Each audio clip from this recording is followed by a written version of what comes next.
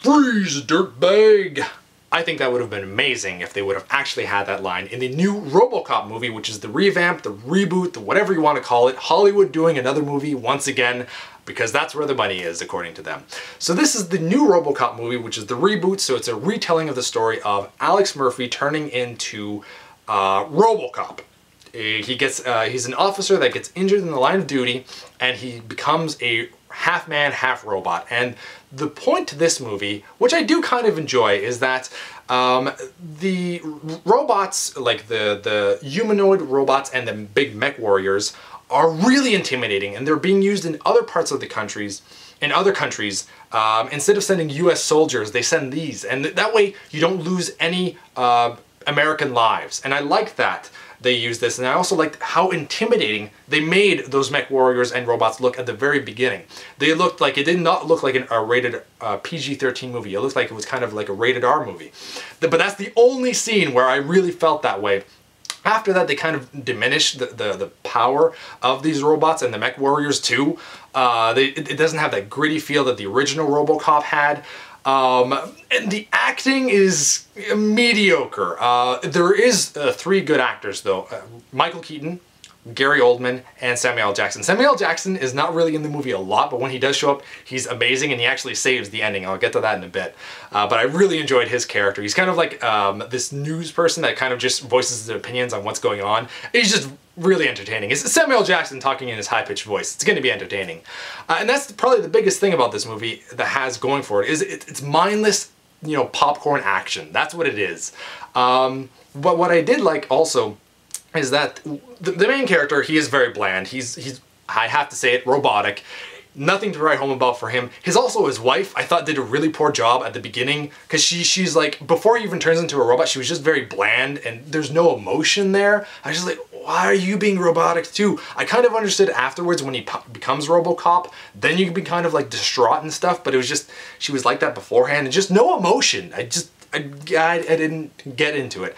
But what happens with Murphy in this one is that he actually remembers that he is, you know, a human being. He knows that he's Alex Murphy, and he kind of starts freaking out. And when they show what's left of his body, it's really freaky. I did not expect it. It's a little bit squeamish, and I wasn't the only one. Like when they first showed that, I was just like, kind of like, because they keep it there for a few, like more than a few seconds. They kind of keep it for a conversation with what's left of him, and you're just like, God, it looks so real, and it's messed up, and I'm just kind of watching in my seat and just kind of backing up and just like, come on, finish the scene here, because it's just, if you see the movie, you know what I'm talking about. Now, but I do like that he kind of knows that he's human, and he starts freaking out because of this, and they can kind of control him at some points, so he is robot, but he's also the man is still there as well. So I did enjoy that. He did actually a very good job portraying a robot. When they do control him and he has to act robotic, he did a very good job. And I was like, well, there you go, there's his positive, because he's already a very robotic actor. Might as well make him a RoboCop. So that kind of worked.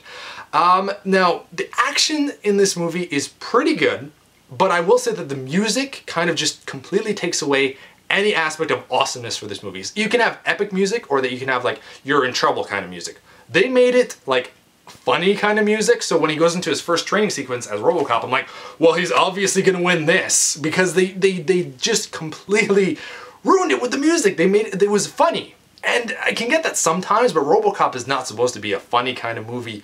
You can have satire and you can have, you know, some jokes here and there, but not what they did with that. And then it diminishes any feeling that you have towards the characters. I didn't care that RoboCop succeeded or failed. I really didn't. The only time that was really feeling good is when he figures out, you know, who tried to kill him. That I thought was pretty damn rewarding. And also the last sequence, the last action sequence when he goes up against the mech warriors in this giant building, that was really well done.